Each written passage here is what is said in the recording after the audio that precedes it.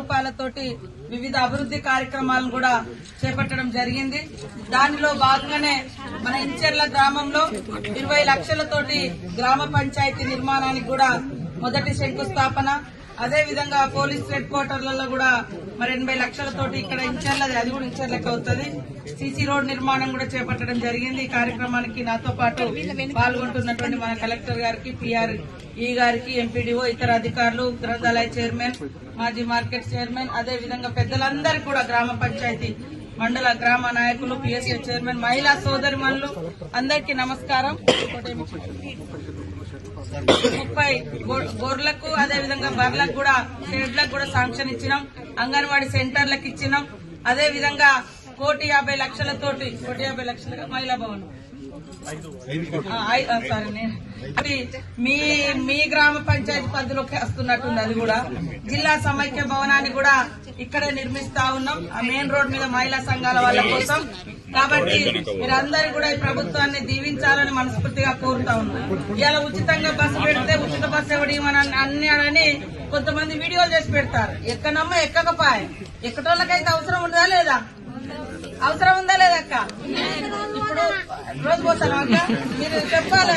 ఇప్పుడు కొంతమంది సరే వాళ్ళు ఉన్నోళ్ళు ఎక్కకపోవచ్చు, కానీ లేనోళ్ళకైతే అవసరం కదా, బస్సు ఎక్కేటోళ్ళకైతే రోడ్డు పెట్టమని అంటారు. ఇలా సన్న ఓట్లకు రేపటి నుంచి మళ్ళీ మా ఇంటింటికి సన్న బియ్యం ఇయ్యాలని సన్న ఓట్లకు ప్రత్యేకంగా పంట పండించి 500 బోనస్ కూడా ఇవ్వడం జరుగుతుంది. 18,000 కోట్లు రైతు రుణమాఫీ అయింది. గత ప్రభుత్వం చేయనటువంటి వాళ్ళు చాలా మంది ఉన్నారు కాబట్టి అవి పెండింగ్ ఉన్నాయి. ఇంకా 10,000 కోట్లు కూడా సీఎం గారు తొందరలోనే వేసి మిగతా రుణమాఫీ అందరిది కూడా చేయడం జరుగుతుంది. ఇవాళ ఇళ్లలో కరెంటు బిల్లులు కట్టాలంటే ఎంతో ఇబ్బంది ఉండేది. 200 యూనిట్ల వరకు ఎవరైతే వాడుకుంటున్నారో వాళ్ళందరికీ కూడా ఫ్రీ కరెంట్ వస్తుంది. మీకు తెలుసు గతంలో మరి 1,200 గ్యాస్ సిలిండర్ ఉండే, ఇప్పుడు మీ అకౌంట్ లో మిగతా 700 రూపాయలు మీ అకౌంట్ లో పడుతున్నాయి, 500కే సిలిండర్ వస్తుంది. ఇట్లా ఒక్కొక్కటి చేస్తా ఉన్నాం.